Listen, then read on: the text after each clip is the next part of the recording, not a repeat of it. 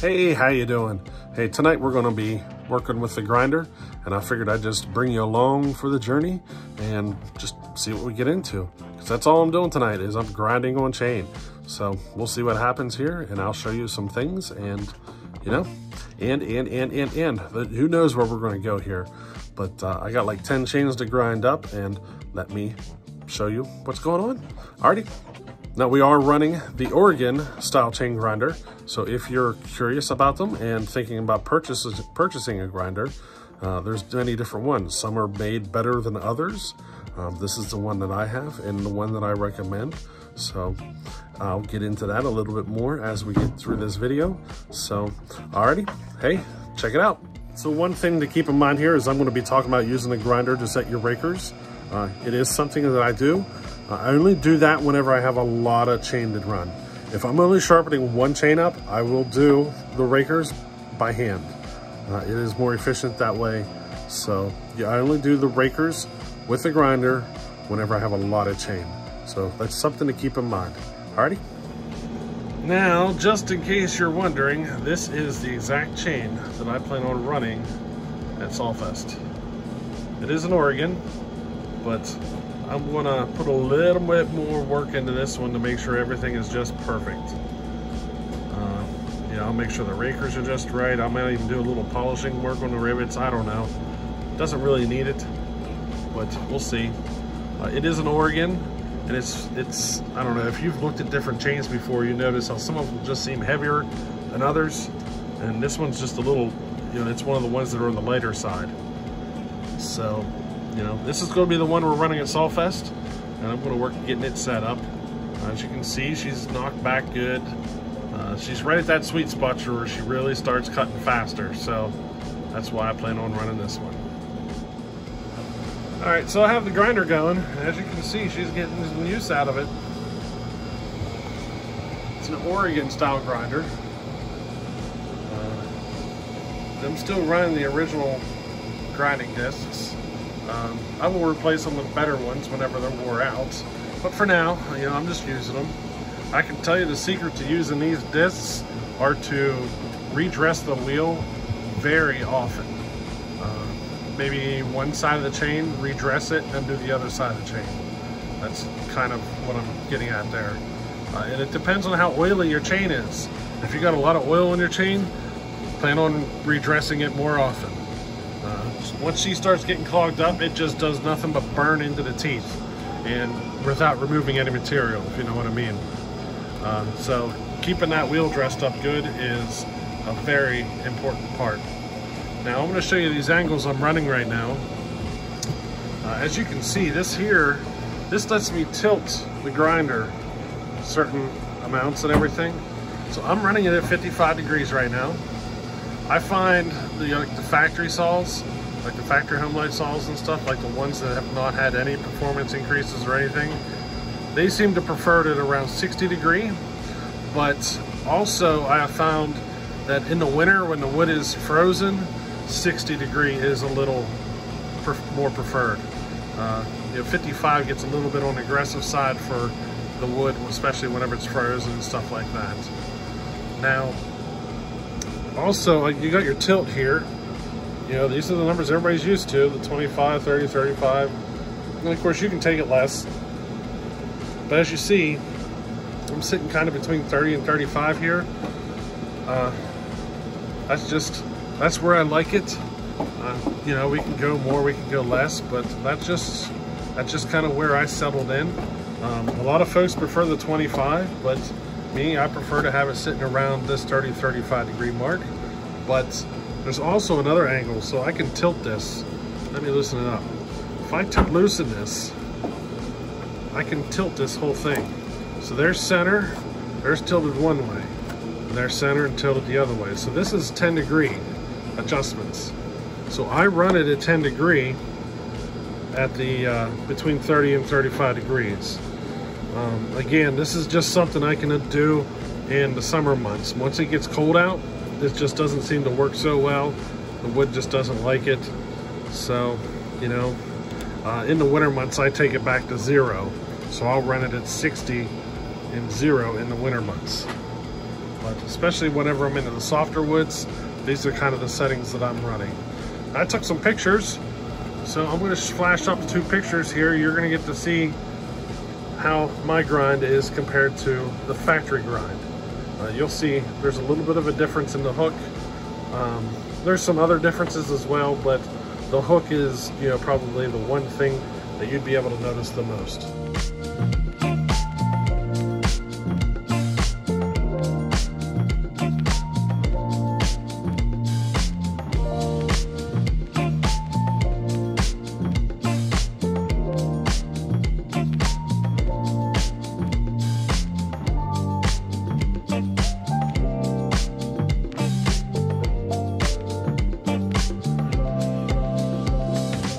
Now, if you're thinking about getting a grinder, you know, the Harbor Freights, you know, they work, they get the job done, but they aren't as versatile as this. You know what I mean? They don't have as many options. So, you know, it's something to think about whenever you're going to buy your grinder. So, let me get back into this here. Now, another important thing about grinding is to go slow, very slow. You almost can't go slow enough. It's just one of those things, you just touch it a little bit at a time. I don't have it tight enough because I'm doing this with one hand. And I moved it.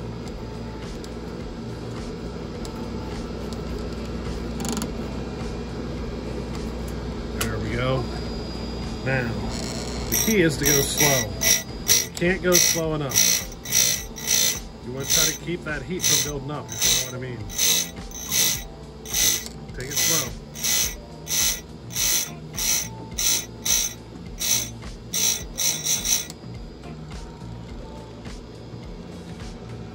And you can see what that tooth looks like.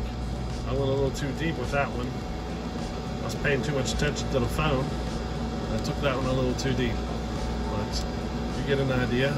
Let's do another one.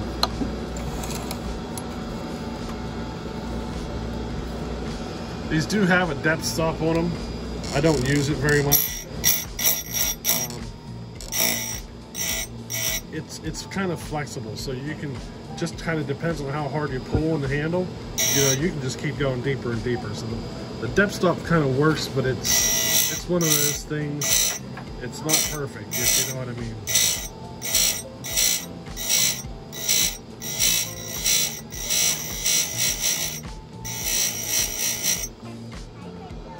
That one. It's kind of hard to control my depth whenever I'm looking at it through a phone. I keep going too deep.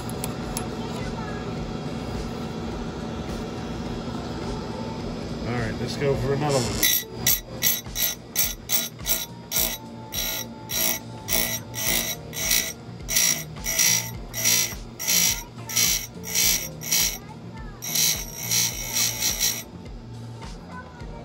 How's that one look? That one's a bit better. It's not hard. Once you get on a roll, you can really sharpen a lot of chain in a hurry.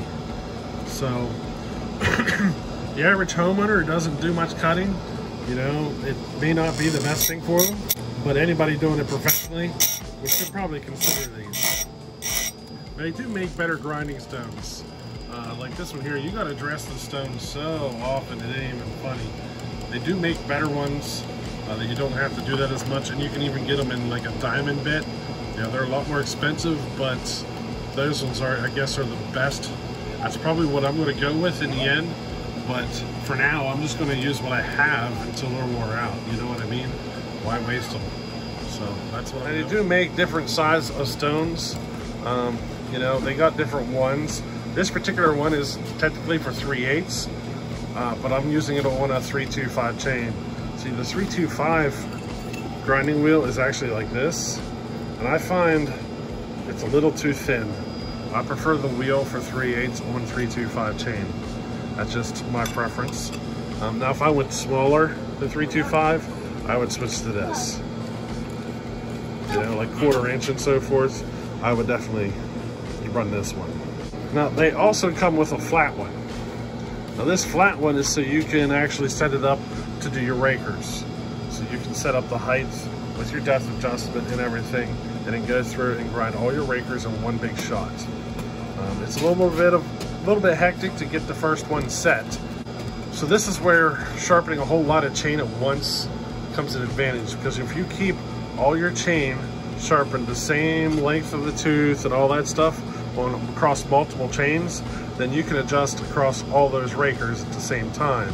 So once you get it set up for grinding rakers, you can go through and take the rakers off on multiple chains.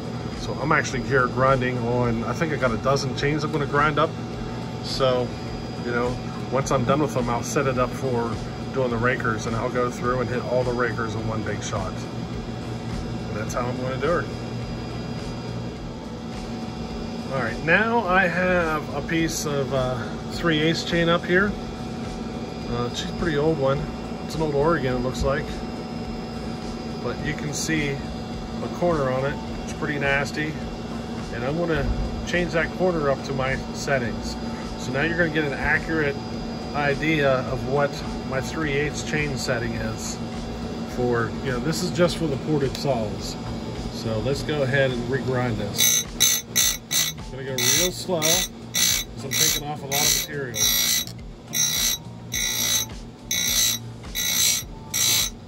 I don't want that heat to build up.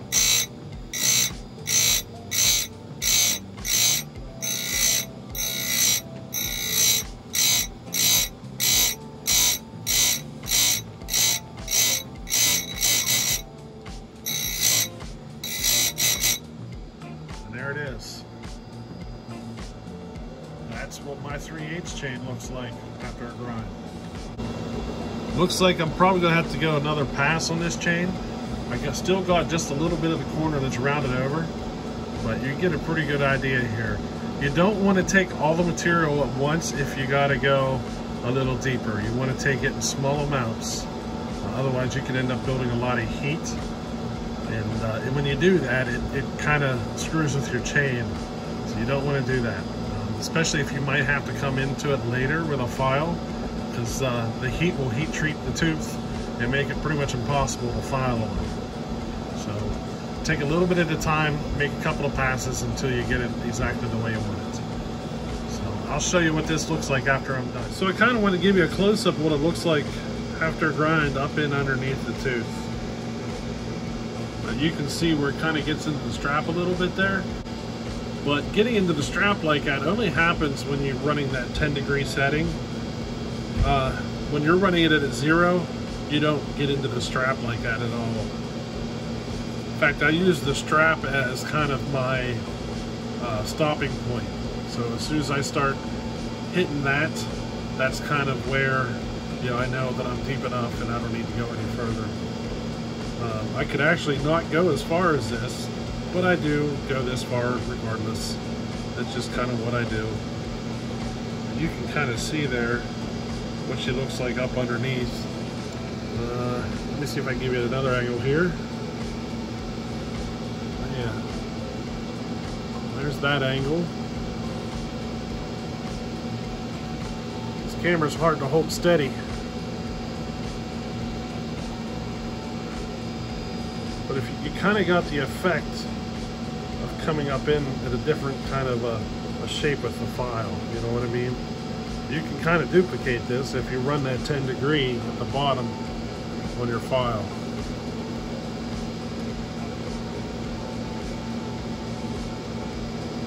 And that's how she looks.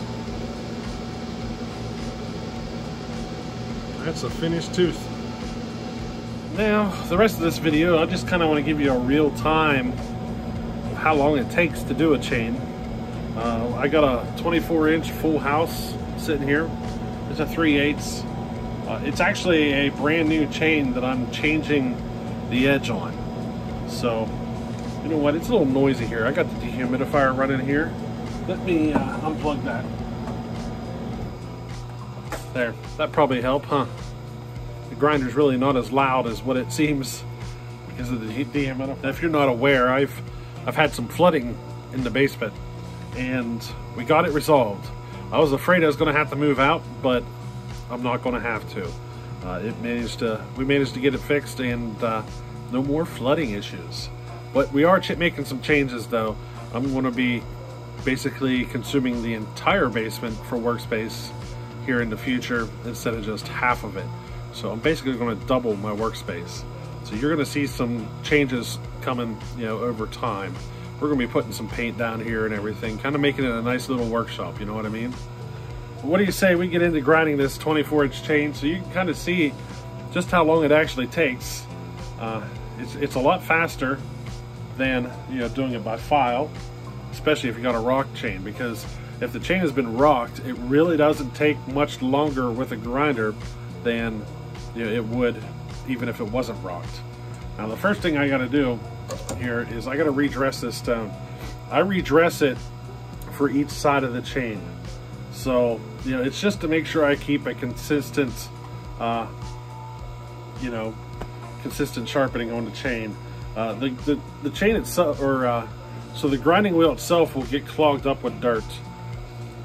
These are the cheaper grinding wheels that come with the grinder, so you do have to keep after them. And I do it on each side of the chain. I cannot make both sides of the same chain without redressing. It won't happen with these cheap wheels. That's why in the future here, when this one's done, I'm going to get one of the better ones that I don't have to worry about it so much. I'll probably get one of the diamond blades, but for now, I got this thing set up and running, so this is what I'm using. I have it. Why not use it? You know what I mean? But to redress it, it's actually pretty easy. I got this here. The grinder actually comes with one. It's much smaller than this. In fact, this was a lot bigger. It busted in half on me, as you can see. It fell on the floor and broke in half. But it's basically like a little tool used for for redressing your grinders. This one's meant for a bench grinder. So you know how bench grinders, over a period of time, the wheel will get kind of angled on it or something like that. You can use this to fix it. And basically all I'm doing is I'm sticking it in here and just grinding on the stone a little bit to redress it. And that's pretty much all I do. Now I'm ready to grind. So that's all it takes to redress the grinding stone on the grinder. You actually get a tool with this grinder that that you can stick in there and make sure you got the right shape. I've just been doing it so long that I kind of quit using that tool. So now I'm doing 10 chains tonight. Usually I only do 1 or 2, but I'm getting ready for Solfest and I want to take a whole bunch of chain with me. Just because I want to make sure I have fresh chain for the cutting and some chain for playing, and so forth. Plus, it's not a bad idea to have a few different chains. I got 28-inch chain, 24-inch chain, and 16-inch chain that I'm doing tonight. So I have a few options for whenever I go out there. If my 16s end up being too small, I can jump it up to the 24. And if I want to get into some bigger stuff, I got 28 here that I can also do as well. I can just change out the bar and chain and I'm good to go. You know what I mean? What do you say we get into this grinding here? I just wanted to really show you in real time. Now I'm not doing a heavy sharpening on this right now. I'm just basically changing the angles a little bit because this is a factory chain and I don't like the way factory chains run out of the box. I don't like them at all. Most people don't. So that's what I'm doing here, is I'm just making sure it's a good cutting chain for whenever I want to use it. Most of the work I'm doing right now is I'm changing the angle. I'm taking it from, I think they come 25 degree out of the box, and I'm taking it up to about 30, maybe a little more. That, and I'm getting into the gullet a little more. Take a little bit more material, putting a little bigger hook on it, I'm one of those people who can't talk and work at the same time.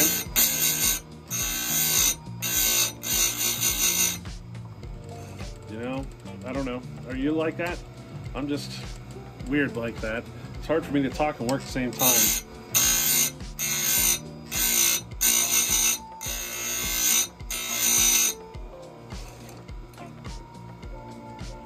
As you can see,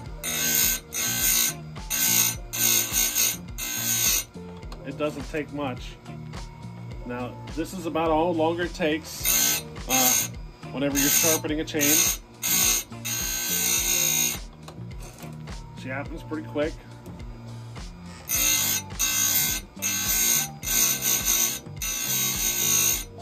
That's probably why you see businesses will use grinders more so.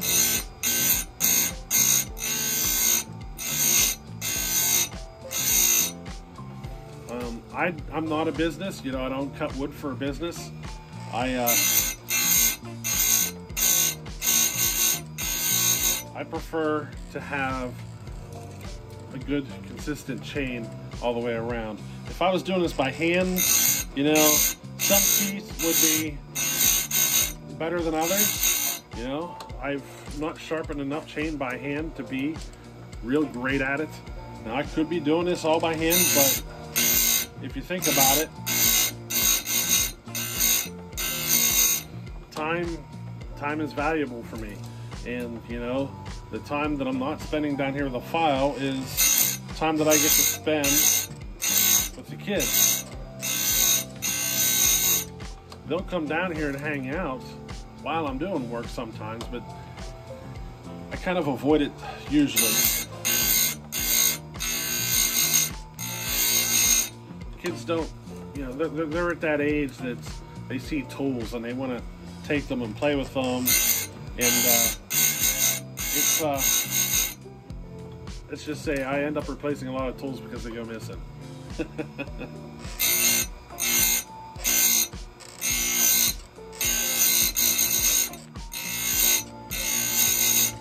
I bet you I buy a whole set of screwdrivers on a yearly basis just because of that.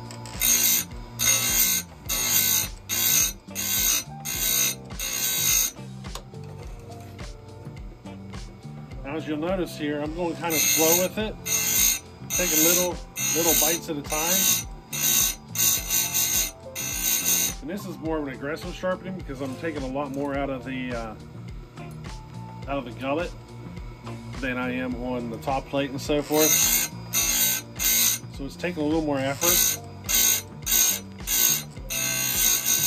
So the next time I sharpen these, it won't need to be as aggressive.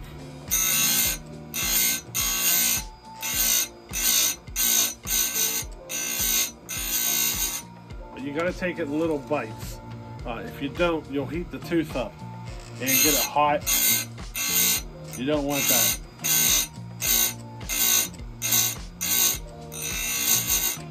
You could actually get to a point, like say you don't dress your stone at all, it's almost like getting it dull. So if you know what I mean? So it clogs up to the point where you're basically not even grinding material away. It's like it's dull, and instead of removing material, it will basically try to melt the tooth.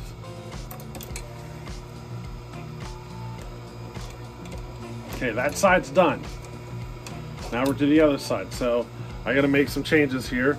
I gotta adjust this little thing and then switch to the other side, which is just a matter of pushing that around, kicking it over for that 10-degree angle.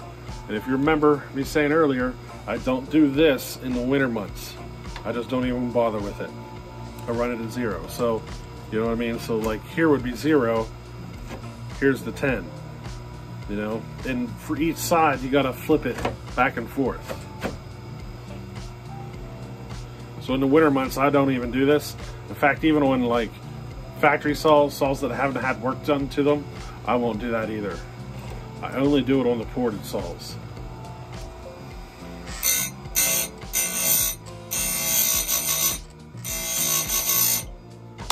Now,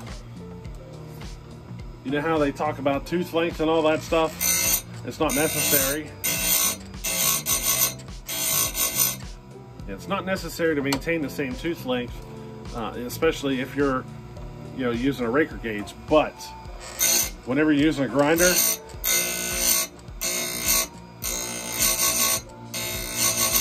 your teeth always come out to the same length. So it is very consistent for your sharpening across all teeth.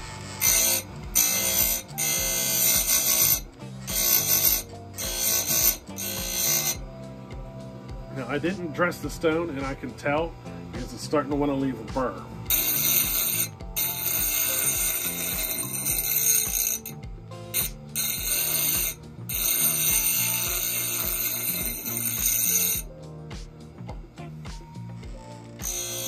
Ah, much better.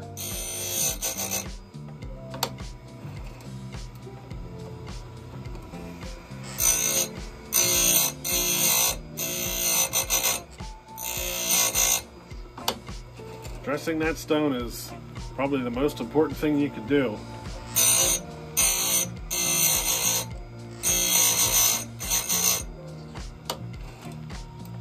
I should be wearing glasses right now.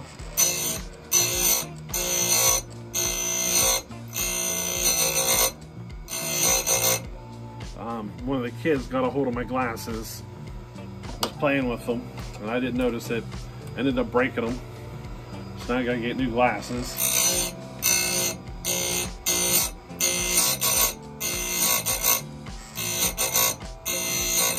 I keep my glasses hanging up here right at the grinder, you know, and well, they're not there anymore. A little disappointing, but I'll just have to get another pair.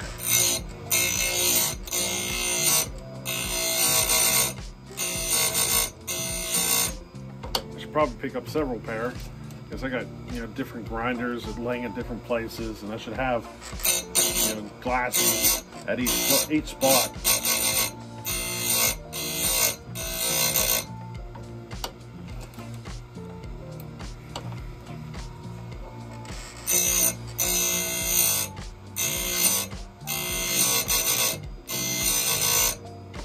I'm usually a little bit faster than this, just because I'm not talking, and I can't work and talk very well at the same time. But I'll tell you, my opinion on these grinders,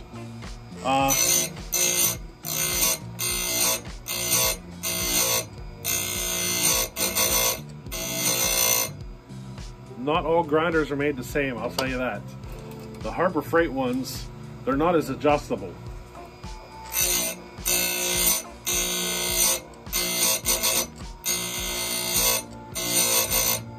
So, you know what I mean? You can't really tweak for different situations as easily as I could with this one, you know what I mean?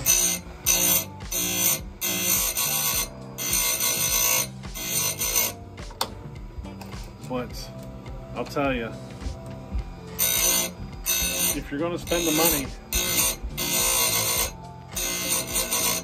for a grinder setup, I do recommend going with this one here. I've had no issues. In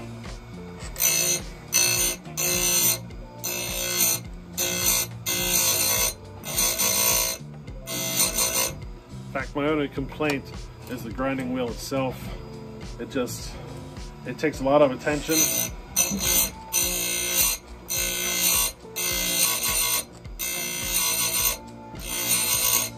You know, to keep it working well. So, you know, just plan on spending the money on a really good grinding wheel down the road.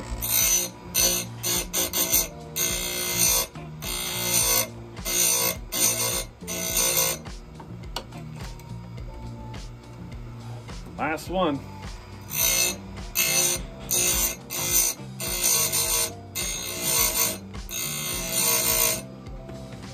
And that's it. That chain has been sharpened. Now I'll come back in here after I'm done with all the chains and hit the rakers on them. I think I only have one left. Yeah, I'm down to one chain here to get sharpened up, and then I'll be able to switch over for rakers. Setting up for rakers easy. You know, I just got to change the wheel out, and then I just set the depth to whatever height I need. I use a raker gauge and kind of just tap on the top of the raker a little bit at a time until it's lined up, and I just kind of creep the depth stop on the grinder until I hit that point. But it's pretty simple. You know, you just set your depth stop at right here. It's right here. You just screw it, set your depth stop for the raker height. You want to be careful because it's a little flexible. So you want to be careful when you're doing them that you just get it to the point where it's just touching, and that's your setting. It is really simple though to do, especially after you do it a few times, you know. That's all there is about it. It's a pretty simple thing to do, and if you're considering it, go for it. You know, it's one of those switches that I wanted to do for years, and after I did it, I wish I did it sooner. Hand filing is still a good skill to have. You can't rely on your grinder. You still have to be able to hand file, especially when you're out in the woods or something, you hit a rock or whatever, you still need to be able to file. This isn't, you know, an end-all solution unless you want to gather up 10 chains for each saw and just change them out as you go. I guess you could be more efficient when you're out in the field that way. That's probably how professionals do it more often, but you know, there's different ways of doing it, and I do recommend going with this setup. It's the way I do it. I made the switch. You know, I suck at hand filing. I can't get them as well as what I can with a grinder. I just can't. I cannot outrun a chain that's done off the grinder by hand. I just can't do it. So, you know, this is what I do. But anyway, hey, we'll catch you on the next one. Later.